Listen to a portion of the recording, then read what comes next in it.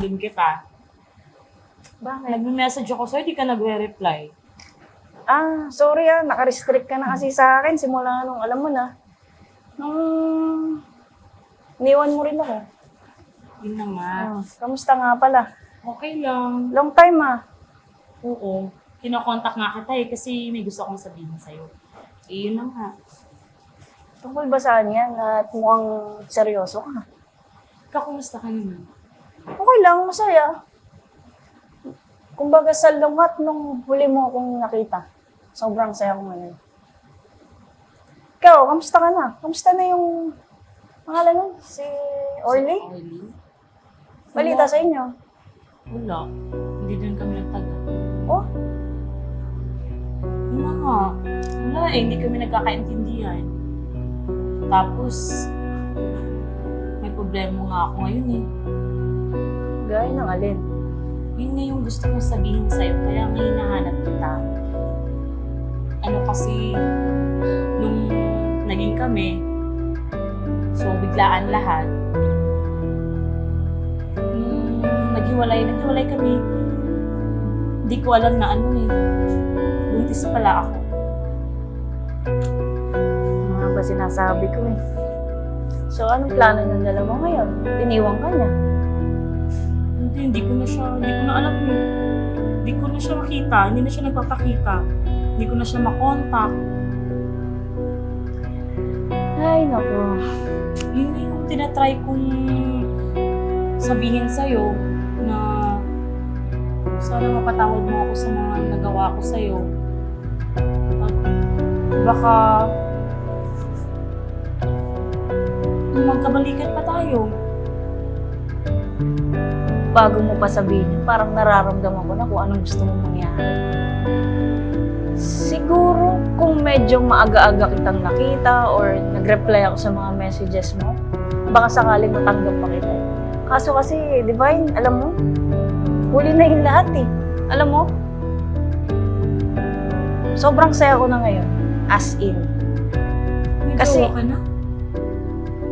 Hindi mo ba nakikita? Di ba friends pa rin tayo? Hindi ako naging active sa social media ngayon Actually, ito siya. Ayan siya. Pero wala siya dito. Actually, long distance kami. Pero alam mo yung feeling na sobrang saya ko na kahit malayo siya, nararamdaman ko kung gaano niya ako kamahal. Hindi tulad noon, yung ginawa mo sa akin, magkasama nga tayo, ilang taon nga tayo magkasama, pero ano nangyari? Iniwan mo ko. Nagpakabuntis ka pa. Pero itong partner ko ngayon, actually single mom siya. Tanggap niya naman ako, mga anak niya. Ang saya lang. Kaso kasi, di ba late na eh. Kung noon siguro na dumating ka sa buhay ko ulit, baka pwede kitang matanggap kasi alam mo kung gaano ako karupok. Pero wala. Marami talagang pwede magbago. Hindi mo na ba ako mahal? Mahal sa friends na naging parte ng buhay ko, pwede naman.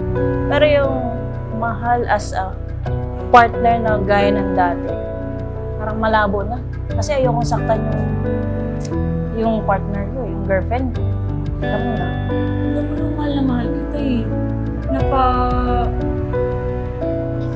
Mali lang talaga yung desisyon ko Alam mo naman yung nangyari. Sinabi ko sa'yo tungkol sa amin ni Orly. Kala ko ba gusto mo magkaanak? Ngayon binigyan ka niya. Ano nangyari? Di ba? Yun yung gusto mo niyan, di ba? Yun na nga, lahat na ginawa ko sa kanya. Umikot yung mundo ko sa kanya. Hanggang sa yun, ngayon, nawalan pa ako ng trabaho. Ay, nako, Divine. Baka naman, Benny. Alam mo, Baka Divine. pwede pa. Divine, minahal kita. Alam mo kung gaano kita minahal. Binigay ko lahat sa'yo. Pero Divine, siguro tama na yung 7 taon na pinagsamahan natin. Tama na yung mga panahong nasaktan ako sa lahat ng sinabi mo. You deserve someone better. Pero, masaya na ako Ayokong saktan yung partner ko. Mga makakahanap ka rin ng para sa'yo, di ba? Para sana sa susunod na mangyari yun, siguraduhin mo, hindi mo na siya sasaktan ulit. Ha? Kaya mo, magdadasal ko yun na makahanap ko ulit. Sige ako na ako. Magbibideo call pa kasi kami, ha? Ingat ka, ha?